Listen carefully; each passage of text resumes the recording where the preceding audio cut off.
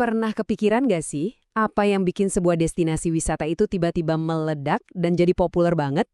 Nah, kali ini kita akan coba bedah rahasia di balik lonjakan pariwisata di salah satu permata Indonesia, Kepulauan Riau, atau yang biasa kita sebut Kepri.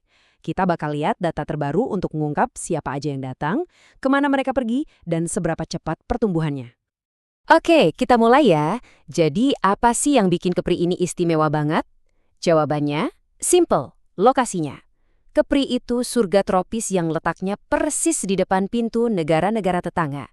Coba bayangin, kita bisa ninggalin ramainya kota, dan dalam waktu singkat langsung disambut sama pantai pasir putih dan air yang jernih. Aksesibilitas inilah kuncinya. Dan mereka pinter banget loh jualannya. Slogan kayak gini tuh bukan cuma promosi biasa. Ini tuh sebuah janji petualangan dan penemuan baru. Jelas ini bikin kita penasaran kan, petualangan kayak apa sih yang sebenarnya ditawarin?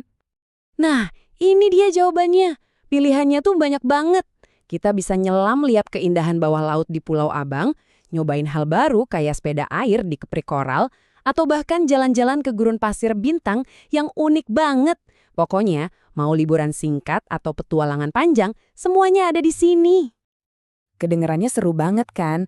Tapi pertanyaannya, beneran gak sih orang-orang datang ke sana? Coba deh, kita kesampingin dulu brosur-brosur wisata, kita lihat angka benerannya. Pertanyaannya simpel aja, seberapa banyak sih orang yang datang ke surga ini? Dan jawabannya, wah cukup mencengangkan. Yuk kita lihat angka pencapaian Kepri di tahun 2025. 2 juta! Tepatnya 2.027.037 pengunjung internasional dalam setahun. Biar kebayang nih, itu tuh hampir sama kayak populasi satu kota besar loh. Angka ini bukan sekedar statistik. Ini adalah bukti kalau Kepri itu pemain utama di panggung pariwisata dunia. Oke, 2 juta itu angka yang gede banget. Tapi, siapa aja sih orang-orang ini? Datangnya dari mana? Yuk, kita bedah lebih dalam lagi buat ngerti siapa yang paling kepincut sama pesona Kepri. Nah, ini dia rinciannya. Bisa ditebak lah ya, tetangga-tetangga terdekat kita yang mendominasi. Singapura sama Malaysia itu jauh banget di atas yang lain. Terus disusul sama Tiongkok, India. Dari sini aja udah kelihatan polanya kan, dari mana pasar utama pariwisata Kepri berasal. Biar makin jelas seberapa dominannya mereka, lihat aja grafik ini.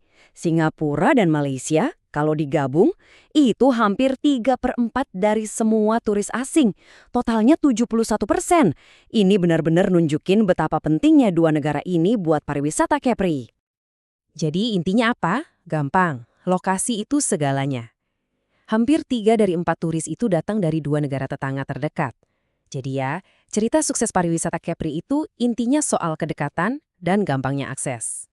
Oke, kita udah tahu siapa yang datang. Sekarang pertanyaannya, mereka itu perginya kemana sih di Kepri? Kan Kepulauan Riau itu pulaunya banyak banget. Nah, pusatnya di mana? Dan datanya, jujur bikin kaget. Coba lihat angka buat Batam. Lebih dari 1,6 juta dari total 2 juta pengunjung. Artinya apa? Hampir 80% turis asing itu pertama kali napakin kaki di Batam. Bintan yang di posisi kedua aja, angkanya jauh banget di bawahnya. Visual ini benar-benar nunjukin skalanya. Batang grafiknya Batam itu tinggi banget, ngedominasi semuanya. Ini cuma negasin satu hal, kalau orang luar mikirin Kepri, sebenarnya yang ada di kepala mereka itu Batam. Kota ini udah jadi pintu gerbang utamanya, nggak bisa dibantah lagi. Jadi kesimpulannya udah jelas banget ya, meskipun Kepri itu kepulauan yang pesonanya banyak, tapi kalau dari kacamata turis internasional, semua mata itu tertuju ke Batam. Pulau inilah yang jadi jantungnya, jadi mesin penggerak industri pariwisata di sana. Oke, bagian terakhir dari bedah data kita kali ini, kita bakal fokus ke tren pertumbuhannya yang wow, keren banget di tahun 2025. Angka-angka ini nunjukin momentum yang kuat. Coba kita lihat, seberapa cepat sih pariwisata Kepri ini melesat? Nah, coba kita lihat momentumnya ya. Ada sesuatu yang luar biasa terjadi di akhir 2025. Coba dalam sebulan, dari November ke Desember, pengunjungnya loncat hampir 57%. Gila kan? Ini percepatan yang luar biasa. Dan bahkan, kalau dibandingin sama Desember tahun lalunya, pertumbuhannya tepat kuat banget di angka 26%. Terus kalau kita lihat gambaran besarnya setahun penuh gimana? Pertumbuhannya lebih dari 21% dibanding tahun 2024. Serius deh, di dunia pariwisata pertumbuhan 2 digit kayak gini tuh fenomenal. Ini nunjukin Capri bukan cuma pulih, tapi bener-bener lagi ngebut. Dan ramenya pengunjung ini efeknya langsung kerasa ke bisnis lokal. Tingkat hunian hotelnya aja sehat banget, hampir 57% di bulan Desember. Ini bukti kalau turis-turis ini nggak cuma datang, tapi mereka nginep, mereka belanja di sana. Jadi, apa kesimpulan akhirnya? Pariwisata Kepri itu bisa melesat karena kombinasi 3 hal utama. Lokasinya yang dekat banget sama pasar besar kayak Singapura dan Malaysia, aksesnya yang super gampang lewat Batam, dan tentu aja promosi yang efektif yang nunjukin keindahan dan petualangan unik di sana.